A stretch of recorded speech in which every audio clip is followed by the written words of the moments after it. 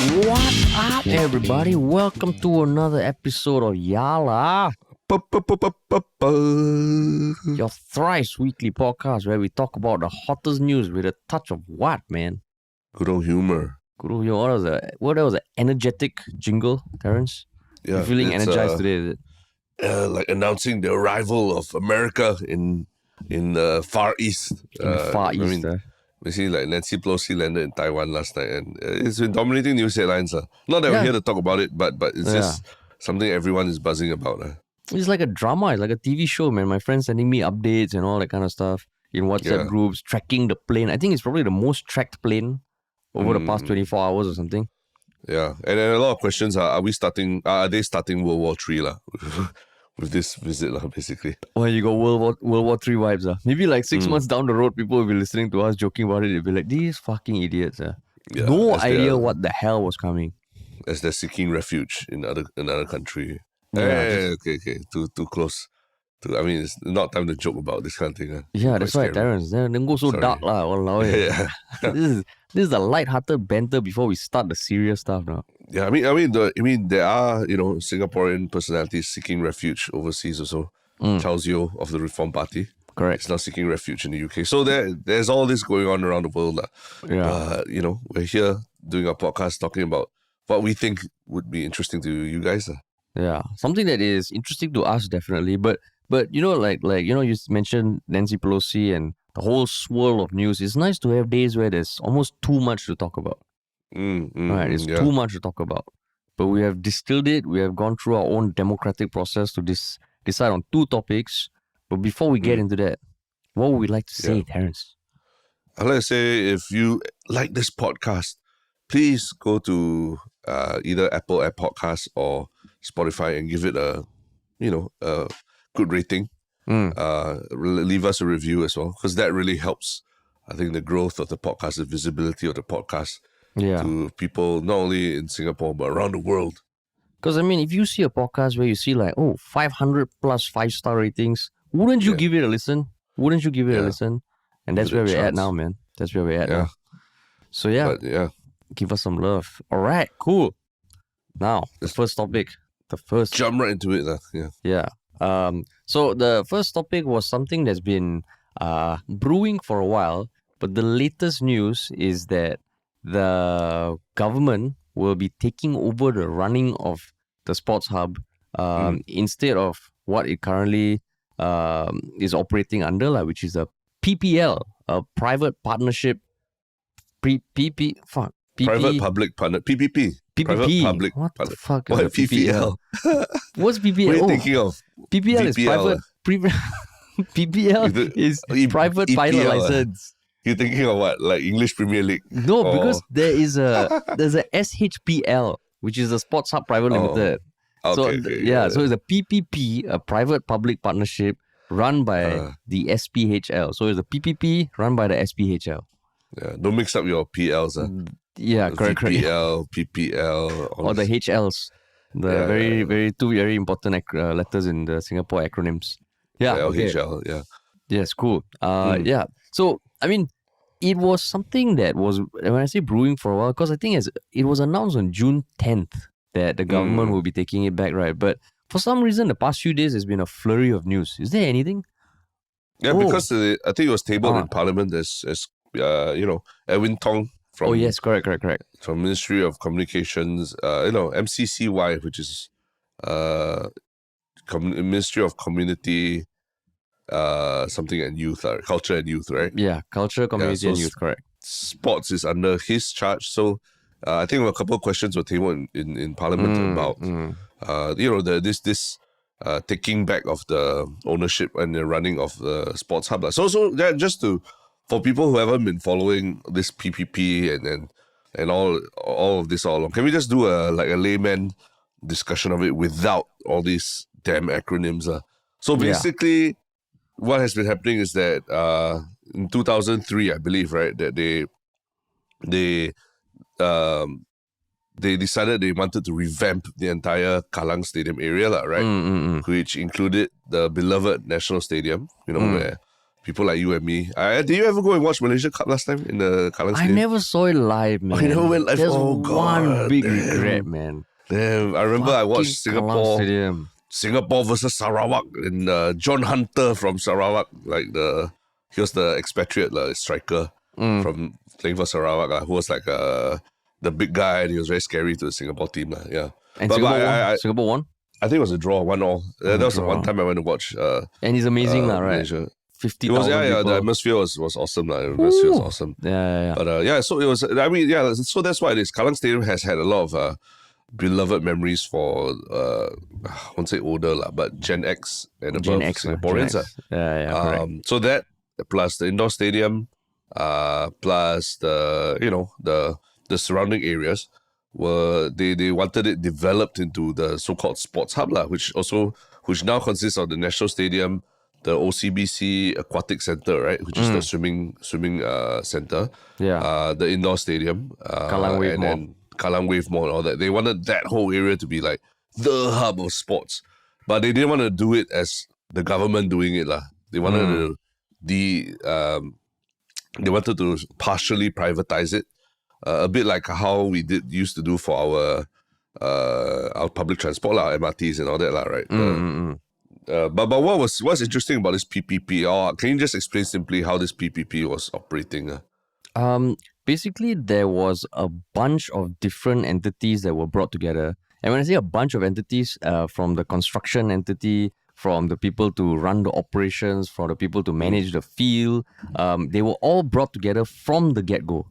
And with $200 million in funding, they were supposed to build and revamp the entire area. But all the entities were kind of like, I wouldn't say governed, but kind of led by the SPHL, which is this consortium that was created and to kind of...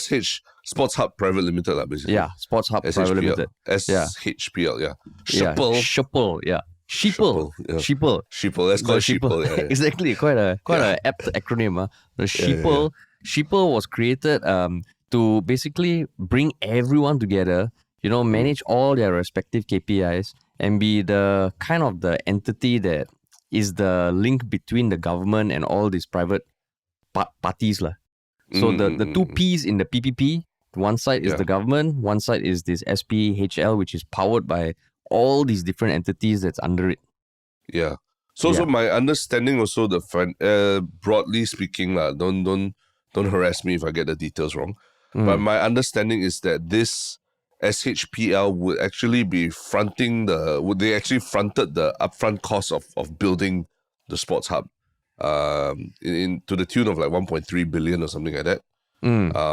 But they would be receiving a yearly, quite a huge, like almost 200 million payout every year, all the way till 2035. In return for that fronting that upfront and running the Sports Hub, right? Yeah, correct. So the payment will be coming from Sports SG, which is a government entity, right? Yeah, correct. So basically, what you're seeing is the private sector say, hey, yes, I'm going to come, I'm going to build this Sports Hub you want, and I'm going to run it. I'm going to pay upfront for the building of it, but the running and everything, all the other parts, I'll do it, but you must pay me every year for that, Yeah. Right. And so it kind of takes away the big initial upfront investment that the government needs to make to build the sports hub, and also puts the private sector in place to run the whole thing for a number of a couple of decades, right? But when you're saying private sector, you mean Sheeple, is it? Sheeple, yeah. Sheeple is a consortium of beyond just the construction side, I think even the capital, like finance side of things also, like private equity and all that, they're also one of the consortium partners, as far as I know. Yeah, correct. So Infrared Capital Partners, Cushman and Wakefield and Spectra, and then 6 subcontractors involved in day-to-day operations. So basically, it's not say like a startup that grew from 2 founders and then they bring on board this new team, from day one, right? They got an injection, the first annual payment of 200 million, and then they're like, all right, make this shit happen, man. All of y'all work together, make this shit happen. And I think 12 years ahead of 2035, the government said, okay, you guys stop, we will take it back and run it as a single entity lah. So technically we are about halfway through that, right? Because this started 2010, right? This partnership. 2010, yes, I believe. 2010. And then it's supposed to run for 25 years. Correct. So basically, if you count backwards, we were about 12 years through already lah. But one important thing to remember is that the past 2 years have been, the world shut down because of COVID. Yeah. So they're really assessing only. I mean, Edwin Tong said himself that the government had assessed everything even pre-COVID lah.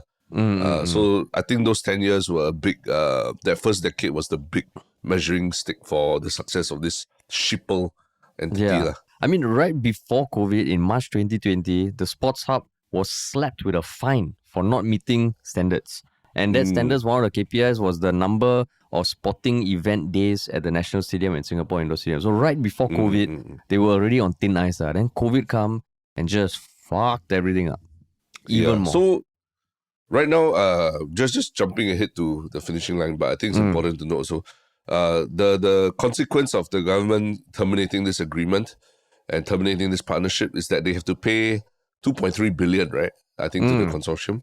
So I think Edwin Tong says it's about the same as what we would have to had to pay them anyway until 2035. But there are pros lah for taking back the Sports Hub early lah, which is what we are going to be discussing lah, right? Yeah, correct.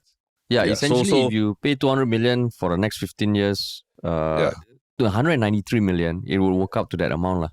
Yeah. So, but I mean, now they get the cash upfront lah, which like you know what they say lah, cash now is always cash is king, bro. Cash is king. Yeah, cash now better than installments later. But at the same time, it's whenever a relationship breaks down, whenever a partnership breaks down, definitely there's unhappiness at least on one side of the aisle, right? You know that that's the case. So let's not pretend like all this was it was an amicable breakup or anything like that. Somebody was not happy with somebody, right? Yeah, and that's why this thing happened. And don't forget the SHPL was also, it's not like it was run by foreigners or anything like that lah. In fact, I think the CEO Lionel Yeo, right? I believe there were four CEOs. There were four CEOs. Yeah. The last one I remember Lionel Yeo. Is Lionel Yeo, right? Yeah. He was from I believe he was from STB prior to this, if I'm not wrong. Yes, correct. Yes. So he has experience dealing with government, dealing with private entities outside, all these things. A lot of experience. So why did this still fail? Why did this partnership fail? Yeah. So there've been a bunch of articles written about it, and also references to other PPPs, right? In Singapore, we had the SMRT until it was taken back, right? Yeah. I think it when basically government took over the infrastructure side of things lah. Yeah. That means the maintenance of the network and the rail, all that. The government took over that aspect of it. Yeah. Okay, so maybe before we jump into that, like, what's your relationship with the Sports Hub? It's a lot of. In the general feeling about it is that it's a lot of wasted potential. Because I remember the National Stadium, Kallang Stadium was. The way I spoke about it earlier, you can tell that a lot of beloved memories of it. Even down to when I was in the army and I think I was ushering for the final NDP that they were holding there and things like that. People all have a lot of memories, different memories of that area lah. Yeah. But now the Sports Hub, like, I can't really think of anything like that I attended or went to there in the past 10 years that was particularly iconic or interesting or really made me say, oh, this is what the Sports Hub is about lah. I got two things that come to mind, both not related to sports. The Foo Fighters concert and the Coldplay concert. Fucking great, bro. That's not bad. That's not bad. But it won't meet the KPI. It won't meet the KPI of sporting events per year. Correct. But because it's called great. Sports Hub. Yeah, because it's called Sports Hub. I'm just surprised I've never really gone there and enjoyed like a sporting event that I was like, wow, this is fucking awesome, Yeah. Of course. Like recently, there was the Liverpool came and all that, and I didn't manage to get tickets lah. But I think the first time I watched the football game at the Sports Hub, I was impressed. I think it was the Suzuki Cup or something. I went and I was like, oh shit, this stadium is awesome. The acoustics, the Kallang Raw can be the aircon, right? There's a aircon, the airflow through the seats was pretty awesome. The airflow, damn awesome. The toilets all quite, I mean, not bad for a stadium of that size. Then you're like, oh shit. But then subsequent years, right? For those reasons also, it was a damn good concert venue lah. For Coldplay and Foo Fighters, U2 was like meh. But Coldplay and Foo Fighters, I remember I was so proud of Singapore. I'm like, I love this stadium. But I remember not as a sporting facility lah. Yeah, I remember the U2 concert. Yeah, I was there as well. We went together, right? Yeah. But you went to we went together, but we were in separate areas lah. You went to sit down during a concert. You went to sit down. What I mean, fuck? It's U2. The average tickets. age there is like 52 or something. They need to let people sit. We got standing tickets, and you went to sit down. Bloody hell! But so so that's the thing about the stadium. The indoor stadium, I think we got a chance to go to the One FC fight during COVID. Yes, I have. Yeah, I've attended One FC fights. Yeah. Yeah. So but also we couldn't experience the full might of having 12,000 people inside. Correct, The Kallang Wave Mall, I like it also for the wrong reasons because it's dead and not too crowded. Yeah. I like it. I liked it because I used to go rock climbing there. Yeah, that's the reason I liked it. Yeah. But correct, So generally, I just feel like the fact that I don't go there at least once a year. Yeah. You know, if I don't attend a concert or a big sporting event, it's kind of tells you that it doesn't sit as well in the hearts of Singaporeans as the Kallang Stadium and all once did. Right? Yeah, correct. Because Kallang Stadium, I remember even secondary school, the National Athletics Day is at Kallang Stadium. Yeah, you go there as a kid and like you have all these fond memories. The benches were just wooden benches. Yeah. So the Sports Hub is really damn sad because the facility is great. But then you look at it, the location is pretty dope. There's so much fucking potential. And over the years, there was a lot of rumblings like, hey, why isn't NDP taking place at Sports Hub and all that, right? Yeah. And correct. apparently they said it was because it's too expensive to do NDP there. Yeah. And I think that made a lot of people like raise eyebrows because they're like, huh? But, you know, the whole point of NDP is to celebrate everything all the iconic things we have in our country, and isn't the stadium one of the iconic places as well? Yeah, right? and I think in 2015, that was when the NDP was held. The cost of the NDP at the National Stadium that year at the Sports Hub was twice the previous years. And then got a lot of limitations also. You cannot have that much fireworks. Yeah, because of the dome. Yeah, the plane fly past, you cannot see. The mobile column shooting in the air also all cannot happen. But even then, right, to me, if you want to build a kick-ass stadium, if it works as an athletics facility, great. But then there was another case where I think the Athletics Association wanted to hold an event there, and the cost of converting it from a football stadium to like a suitable standard athletic stadium was 600,000. So in the end, they went to Bishan. Jesus.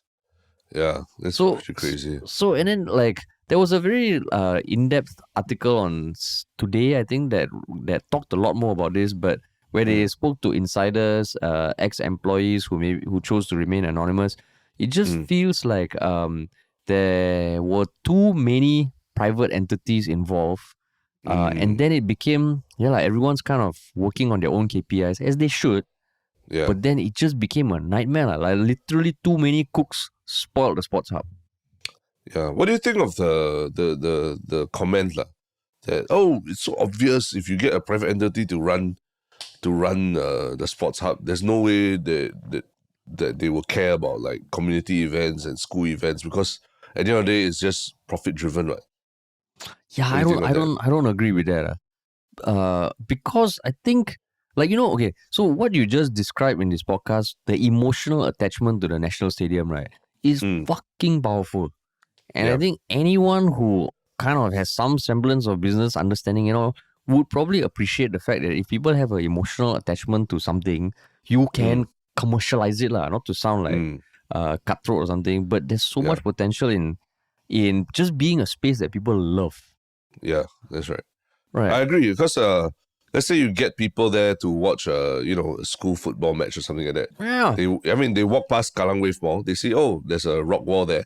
I see a lot of cool, interesting people, influencers and all that, climbing, rock climbing.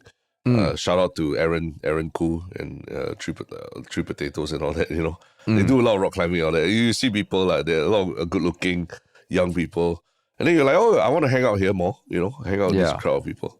But it never happened. It never. I think no schools barely ever did anything around the Sports Hub area, and there just weren't enough community events to encourage people to hang out more in that Sports Hub facility. Yeah.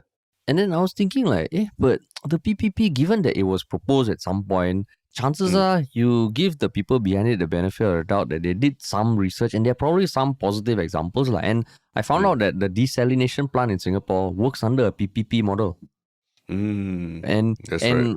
And I think even overseas, like Wembley Stadium, it's a PPP model.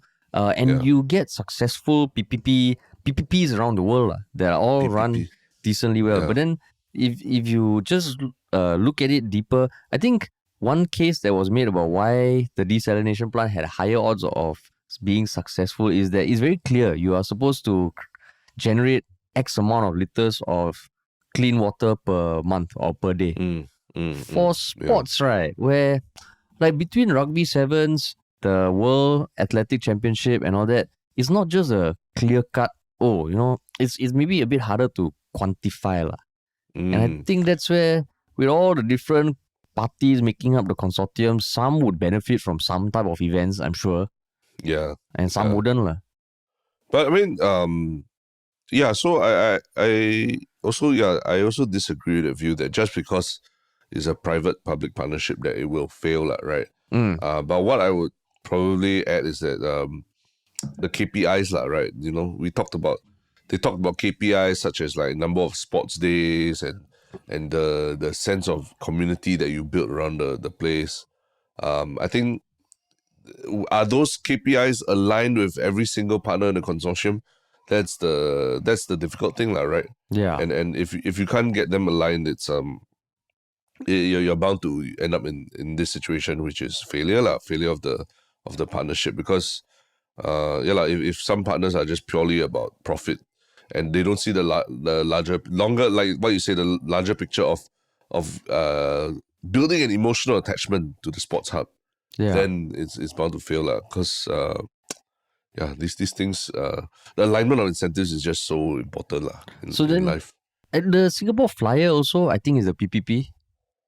I believe it's a PPP, and I don't think it's also doing that well. So that one, I think, if you tell people Singapore Flyer, the general sentiment, I think, is like, it just it had its heyday, it's like this washed up thing that this has been that is a nice thing, but would you go for it? No. So then that begs the question: are you optimistic or not about the future of the Sports Hub? Because it's not just a Sports Hub; they're building a whole new tennis center, right? Yeah. I don't know whether the Kallang, what's the other mall there, Leisure Park, which I also like because it's dead, is going to be revamped or anything. But if you look at the artist's impression of the whole Sports Hub, right, wow, it looks fucking great, man.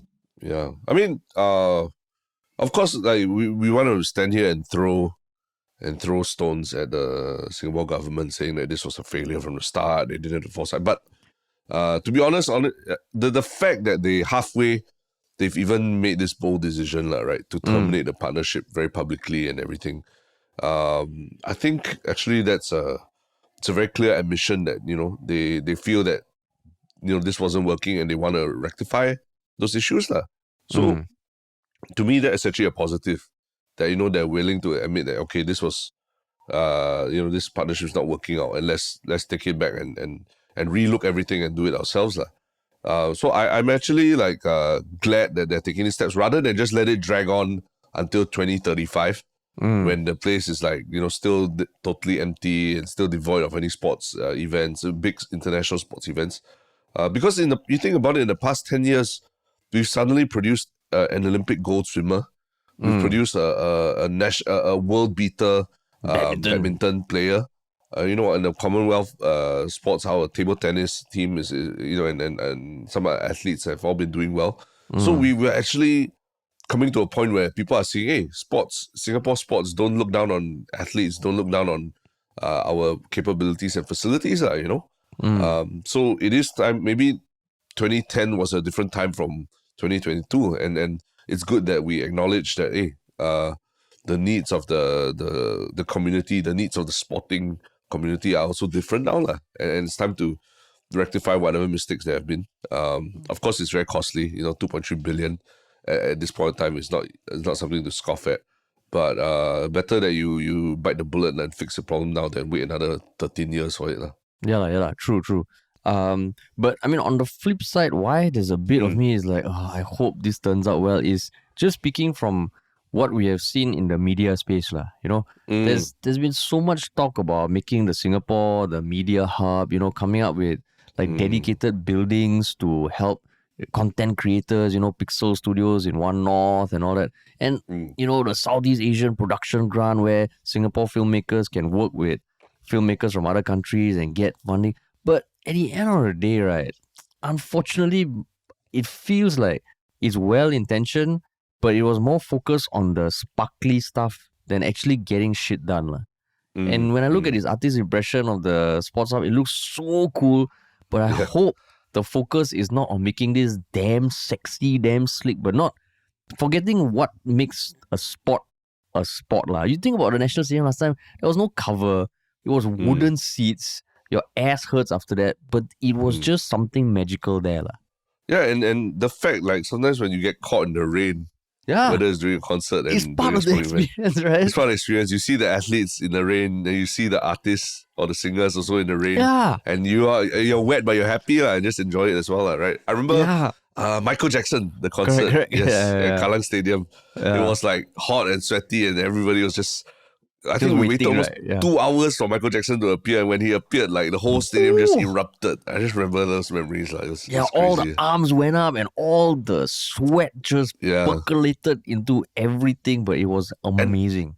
I never sat down the concert. Yeah. In fact, I stood on my chair. I remember. That one, if you sat down, I will just retroactively slap you in the face. Yeah, and then Michael Jackson, like, I think after he sang a song, he just knelt down and cried for like 3 minutes, and everyone was just cheering non-stop for like 3 minutes. I remember that concert. Yeah, something like that, lah. Yeah, but it's such beautiful memories that we have of the stadium, and we just don't have that these days. Like, it just feels so transactional, so commercial, right? When you and go it there. feels very, it's focused on the facilities and state of the art. So I hope, I would say generally I'm still optimistic that the fact that when you hear that much money or effort being put towards sports, right, is a big thing. It's a huge thing to be celebrated. And like what you said, I think to halfway just pull the plug on something which is in the billions of dollars, kudos to them. But I really hope that just make some magic happen. Come on, Edwin. Come on, Edwin. No, I'm not saying kudos to them for pulling the plug. I'm just saying kudos for having the balls to do it. For admitting, that something's not working out and trying to fix it earlier rather than later. Correct. Because there is a political hit to take, right? Whenever you announce, whenever you announce to the public, okay, we fucked up and we're gonna have to pay pay a termination fee, but let me try and convince you that it'll be better than letting this drag through. I think Leong Man Wai is really like, all right, I got all the ammo. Reading up. Peace Ng Yen Han again. Yeah, but that's it. I think what would you hope to will change at Sports Hub, at the Sports Hub? Let's start referring to Sheeple. Just call it the Sports Hub. Yeah, Sports Hub. I think just the vibrancy of events, like having a calendar. Because the nice thing about, let's say, the museums in Singapore, at any point in time, there's a show, there's an exhibition, or there's something. It'd be so cool if, like, you're looking for things to do, you're like, hey, fuck, there's this tennis tournament. Hey, shit, there's this swimming stuff. Hey, shit, there's this football. That would be so cool. That would be so cool. And that whole area, because even now, right, there's a beach volleyball court next to Brewworks, no? Yeah, that's right. There's a beach volleyball court in the heart of the city. So why does that excite you so much? Because it's just like, hey, that's awesome. Like, it's just untapped potential. It's just untapped potential. Like, especially in Singapore, a small country where you're not going to be able to go hike for like 5 hours in the wilderness or something. Where you want to do something physical, I hope there is always going to be options to do cool shit there. So a lot of untapped potential where you can go and have beer on the tap, right? Yes, and Terence. Is that just what watch you beach also hope? volleyball. Is that what you also hope for the Sports Hub? Just sitting there with some beer. Sipping a beer and staring at people playing beach volleyball. That's your dream, That sounds like what you that's what you want at the Sports Hub, lah. The artist impression is just this dude sitting, drinking beer. alone. Digital nomad look like the sound cancelling headphones. Correct. Just sitting there, Laptop, sipping a beer. Yeah.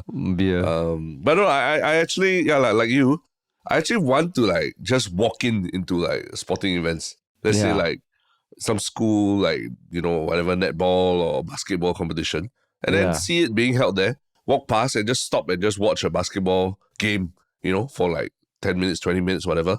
And then just walk and then just carry on with my day, lah, you know?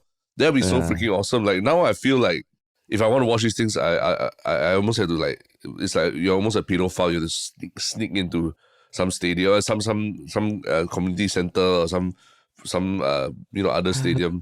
Whereas like the idea of just I'm going to Kallang Wave Mall and then I just happen to walk past the national schools basketball competition or whatever. Yeah, man. That sounds pretty awesome to me, man. I mean, I would honestly pay to watch like school finals, man. Because like, I mean, last time even when I played sports, the one time when you have a crowd, even if it's like 100, 200 people, it really makes such a big difference. And sometimes you just want to shout your hearts out, your lungs out, and support someone. Like when we went for wrestling also, right? The SPW wrestling. It's you know it's super athletic and all, but it's kind of like a show, lah, right? And sometimes you just want to shout, you know, talk shit, and sports has that magic, lah. So come on. Yeah, there's a lot of community spaces that could be let out for even like what you said, like SPW, things like pro wrestling and you know, sports entertainment kind of performances, lah. I don't know, even watching capoeira or whatever, people performing that, you know, but there's none of that. You just walk there, it's just a lot of space, just waiting for the next big concert or something for there to be a lot of people. Then after it's just empty again for another couple of months. Yeah. So hopefully lah. Come on, Edwin and the MCCY team. Yeah. Come on, man. Let's hope to see something good there. Yeah, man. But speaking of something good, shit, I just had a brain fart and I totally forgot what we. Oh yes, speaking of sports, and the segment waiting for you, waiting for you. Okay. Speaking of sports and Singapore's infrastructure being set up for sporting excellence, this is a very interesting story that has happened because it involves sports and Singapore's infrastructure to support the sports, right? Yeah. And what is this? What is this second topic? It is it's more of a philosophical, no, not say philosophical, a debate about one incident that poses some interesting questions, because there was a cyclist who on January 16, 2021, he was cycling along Changi Point Coastal Walk, and he was on a road bike, so cycling on the road, and his front wheel got stuck in the gap between the metal grills that were on the side of the road, and he flipped over. Yeah. And the injury flipped over is not just a few scratches. He was unconscious for 10 minutes. And then he suffered a subarachnoid hemorrhage, facial fractures, and trauma to the spine. And he has weakness in both his feet and right hand, and wounds have left him with scars. And since then, he is going to be suing the PUB, which is a public utilities board that kind of I guess oversees the drainage system. The drainage. So I mean, why I wanted to talk about this is because it's an interesting case, but what made you want to talk about it? I'll admit, the first thing I did when I read the article was to go and check out the pictures. Firstly, to see what kind of bicycle it was. And yes, it was a racing bike, right? Yeah, correct. Very, very slick, expensive looking racing bike with those really thin wheels that can go very fast. Yeah. And then the next thing I went to look for is to see whether there was a picture of the cyclist and whether he was wearing spandex. Yeah. So he was wearing spandex. So it's one of those racing cyclists, right? And this is the same picture you saw where he was lying unconscious on the ground with a pool of blood under him. Yes, I felt very bad. for him. But I was like, oh, got it. So the assumption there immediately that obviously I'm heading towards is that he was probably going very fast lah. Yeah. And he was, he's one of those road cyclists lah, right? Who's practicing for the Tour de Singapore coming up soon lah, right? Fuck you lah, you. But so to me it was like, okay, he obviously he was going super fast and he did not expect, maybe he didn't see the drain cover or something like that, and his very ultra thin, ultra athletic wheel got stuck in those grates lah. Yeah. Trying to sue PUB for that, I think it's his lawyer's gonna make a lot of money lah, but I think for him it might be tougher. Yeah. Because okay, so in my experience last time when I used to ride on the road, when I used to wear spandex, and it's not something I stopped. It's okay, you can say you continue. Yeah, you still do it. I stopped because of some neck injury and all that, which is a separate thing. I would love to carry on cycling because when I was cycling on the road, I fucking loved it lah. And the spandex does help, Terrence. Okay. When you're going fast and you have like wobbly pants, wobbly shirt, the wind resistance does add up lah. And you got some mutants to fight and all that lah. The spandex does help. Yeah.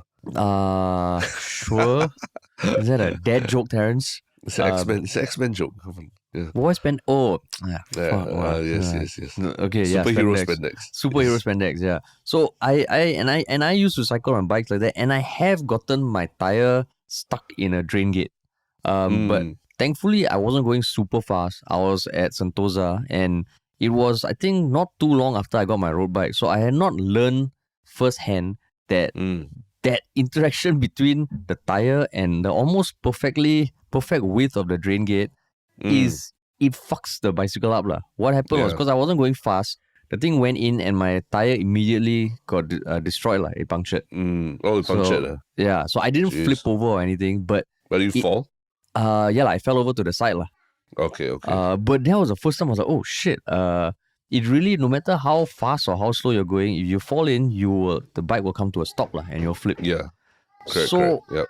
Like, but even then, right, even though I know that the unfortunate width of the drain gate, which is just perfect for the fucking racing bike tire, suing PUB is a bit tough lah. And I think why do you think it's tough though? Why do you think it's tough? Because it's, when you're cycling, even a small rock can be an obstacle. A twig, anything that can get caught in the tire, especially when you're going like 40 kilometers per hour, anything can fuck you up. Even those yellow painted lines, the double line on the side, if it's even just a little bit wet, right, it's a nightmare for racing bikes. And I've almost fallen a couple of times because it's like shiny lah, right? So the water doesn't, slick.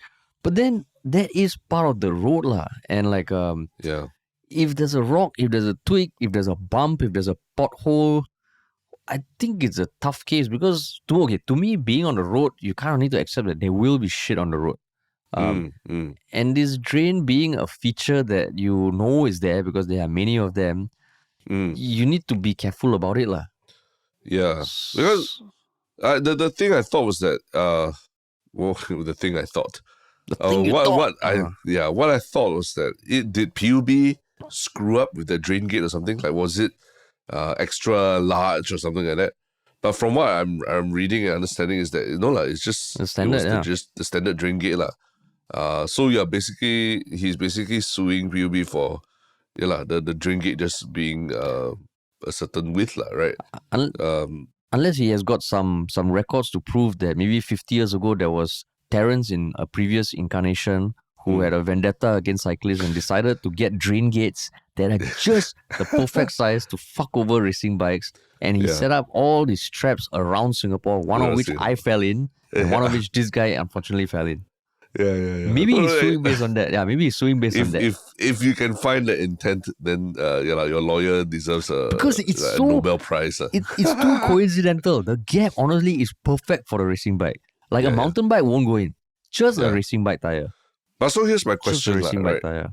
I know, because I just trying to think of it like, now I'm watching like Better Call Saul and all that. They're just trying to think of it. Is there a real legal argument to this whole thing? But what if it was like a pedestrian who's walking and, his his shoe gets caught in the drain gate or something like that, right? Because let's say they got the sharp heel or something, it gets caught in the drain gate, trips and falls. Then is there grounds to sue PUB But he for will for sue something the like shoemaker or the drain gate, that? So yeah, in this case, maybe the guy should be suing the bicycle. the bicycle tire, whoever built the bicycle or the tire, lah, right? Yeah. Rather than the PUB itself, lah. Because okay, so I mean the one thing we probably need to acknowledge is lawyers, they have this magic of finding loopholes or don't know what lah. Because I remember years ago there was that one famous case of that lady in New York who sued McDonald's for serving coffee that was too hot. Yeah, because Right. she had a coffee on her lap in the passenger seat of a car. Yeah, And correct. then I think there was a jam brake, and then the coffee spilled on her lap, Yeah, leading to certain burns, third degree burn or and something. third degree burns. And then I think the big argument was like, did the coffee need to be that hot, lah? Yeah, when but it was served that to was them. almost like the secondary argument. I think you read the title, someone sues Mm. McDonald's for hot coffee being too hot. It sounds ridiculous. Yeah, But correct. in the end, she did win the case because I think it was proven that the coffee was like, I don't know, 90 plus degrees when the serving temperature is supposed to be 70 degrees. Yeah. So they managed to find that loophole. lah. There are some technicalities there, lah. So unless maybe now the lawyer had literally went to, measure the drains or something at the drain gates and found like, hey, this one seems to be especially off. But even then, you can't. You can say that, oh yeah, it's because the bicycle tire went in, that's why it expanded slightly or what, right? Yeah, but this one also, I'm assuming that the case, it's sad because the victim is a guy from Myanmar. So, I don't know about his insurance coverage and all, but given the extent of his injuries, the medical fees are not going to be cheap, Yeah. So yeah. that's where you look at it, you're like, oh, fuck, maybe it's just trying to find something, and that's where it's like, wow, sad, yeah. But I think it's going to be tough, man. It is going to be tough. You can imagine the precedent it was set if he wins this case, right? Then I think in America you could imagine something like that happening, like it's a very litigious society. So, but maybe one way of making Singapore more cyclist friendly is really thinking about the next time maybe these drain gates, the tender needs to be put out or something. I'm sure this will be one of the considerations, no? I believe in the UK the drain gates apparently are diagonal or something like that. Oh yeah. I've read. Yeah. For cyclists, yeah, correct. Yeah, to prevent cyclists from falling in.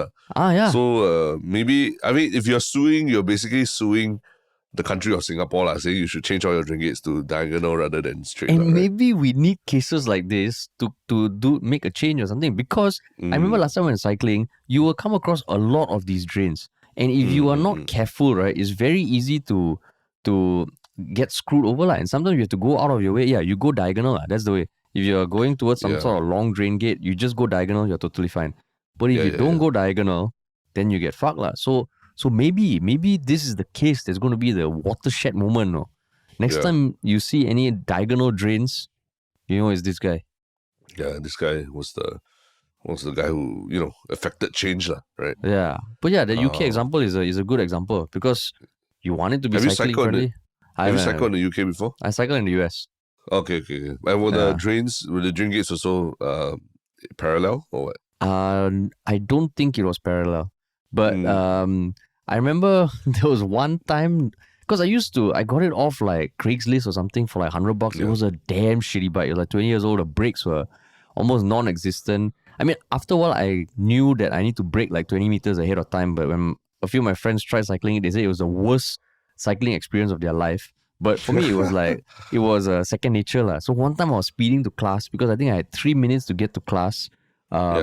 And I was fucking going fast. And because like Terrence and I went to the same school. Terrence, you remember the cross section at the Fresh Grocer there?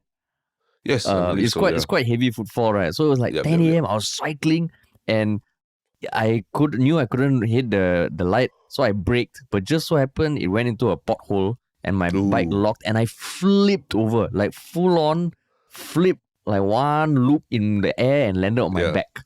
And everyone at the cross junction looked at me and I remember I was fine. So I got out, I was like, I'm fine, guys, I'm fine. And I just cycled away with my tail between my legs. But you were not injured, You're not injured. Thankfully, I was not injured. Somehow my body just adapted. I think my laptop was a bit damaged. But there was a pothole. There was a fucking pothole that wasn't supposed to be there. I was going to say, potholes are a much bigger problem overseas than the drain gates, I would imagine. So correct. This one is really quite it's quite specific and quite nitpicky almost already, because they're very, very rare you see potholes in Singapore on the roads, right? Yeah, exactly. Like there's a pothole in Singapore. It's like, oh my God, what the hell? Must have a parliamentary inquisition already. Yeah. So, but this one is like, I don't know, man. Like, I would love to hear what his lawyer is going to argue to try and win the case. It'll be a very interesting court case. Yeah, correct. Yeah. So yeah, we will see. And I mean, of course, if any cyclists there listening, it'd be great to know your thoughts, man. Oh yeah, but I guess also just one last point is that maybe he was encouraged to take on this case, or at least fight the case, because Singapore announced that it's going to host a Tour de France satellite event, right? And there'll be a lot of spotlight on the actual infrastructure in Singapore, whether it can support road cycling and things like that. So maybe, I mean, there's no better time to take up this case than now, and you might fail, but it's probably the best shot you have, in you ever have in history, yeah. Yeah, true. Exactly. So maybe this kind of things is what we need to really become cycling city. I mean, I'm not saying accidents like this. I'm just saying discussions like this. And when there's a legal court case, you kind of need to address it. Yeah. So maybe that's the silver lining. Right. Yeah. But yeah, hopefully he recovers, or he has recovered, or continues to recover. Yeah. Cool, man. All the best to him. But cool. On to happier things. Yeah. What is the one Shiok comment that you've seen this past few days? The one Shiok comment was a very concerned comment that I was like, wow, it intrigues them that much. It was a comment by Fiery Balls, FIERYBALLSS, and Reddit question, title was question about Harish. This question has been bugging me for a while. I think it has been mentioned a couple of times that Harish's Tamil is really bad. Just wondering, how does he manage to get into RI and RJC? Because I thought you have to really excel in all your subjects to get into the school. And he also, they also congratulated us on reaching 2K followers on Reddit. So I mean, nice. I'm thankful that the other listeners kind of clarified to a surprising extent, detailing that I am Sindhi and I didn't take Tamil as mother tongue, and that I probably took Malay. And then long-time Redditor Jungle Jimbo 88 dug up some 2015 interview where I literally said I can't speak any Indian language, I speak Malay. Yeah. And then Fiery Balls responded. That's why when you played a role in our Vasantam series, your role also was very specifically no lines. No lines. You made funny noises, but you had no lines, right? Yeah, correct. And that one was something that we cooked up together with the director. Because I do like to have a role in any show we create, but it was a Tamil show, so yeah, my character had no lines. So this one, I mean, the reality is I don't speak any Indian languages, unfortunately. I am Sindhi. I know how to count 1 to 10 in Sindhi. I know a few bad words. But I took Malay in school for 12 years, man. But when you say that you don't speak any Indian language, is there any sense of shame or anything like that you feel? I mean, I wouldn't say shame, but more like I wish I could speak some other language. I wish. Okay. And then now, at this age, there are so many other things I would want to learn as opposed to a new language. Because I'm also not one of those people who loves languages. You know, some people, they love languages. No, man. My Malay, when I had to study for it, I could study. But now my Malay, I wouldn't even say, I guess it's conversational. I can understand well, but conversation, tough. Yeah. But I mean, I guess just to start off, this question has been bugging me for a while. Man, I appreciate the concern, man. Bugging you for a while. Wow. Yeah, but I mean, it's maybe I don't know whether the comment comes from someone who's ethnically Indian or anything or so that, right? But yeah, I mean, for Chinese people in Singapore, it seems like such a you must have learned, your ethnic language, right? Growing up. So, but I mean, it's no harm just asking also, right? But I mean, the original commenter, Fireball, also said that they are ashamed to assume that Sindhi falls under the Indian category, having grown up in Singapore. Sindhi does fall under the Indian category. It's an ethnic group of Indians, and I say ethnic group with some confidence because during the CNA documentary that I hosted last year, when I said Cindy is a dialect group, I got called out a lot on YouTube for saying, "Yo, man, Cindy is an ethnic group, you fucking idiot." So yeah, it's an ethnic group. It's an ethnic group. So that one you're making the apology video for lah. Yeah. The Will Smith-esque apology video. You know, some of you've been you doing a call lot me of out. reflecting. Yeah. And Why did you identify Cindy? I apologize to all Cindy's out there. To anyone who has ever been referred to as a part of a dialect group as opposed to an ethnic group. Yeah. But yeah, what is your one Shiok comment, man? It's from Kwang89. From the most recent podcast that we did about the Will Smith apology at 314. He says, "Hey Terrence, buy a kettle similar to the ones used in hotels for your own use, especially now that you have a kid. Because you don't know who boils what in the hotel's own kettle previously. No amount of washing will matter. And, wish list. Make this your one Shiok comment if it works." And I think it's so funny that someone brought this up because, when you travel with a kid, there's a whole bunch of, I realized a whole bunch of logistics that you never ever thought of. And this is a very good tip that now in retrospect, I'm like, actually, that's totally true because we did use the kettle, but you don't know what has been boiled in kettle previously, I've heard people use the kettle to boil like their socks and stuff like that to sterilize them or to heat them up. Yeah, so you mean they boil it with their socks inside as opposed to just pouring hot water? pouring exactly. socks into a place with It's hot water? Imagine you want to sterilize your socks or something, then people boil their socks or clothes or whatnot. So that touches the water that you literally drink as well. Yeah. And that's a very, very good point. Thank you, Kwang89. So you are my one Shiok comment this time. Power lah. Yeah. Cool, man. Cool. And then Cool. what about your one Shiok thing, man? My one Shiok thing is actually a CNA Insider talking point episode that you can find on YouTube. It's called Asia Tinder Swindlers, Exposing Love Scam Rings in Cambodia.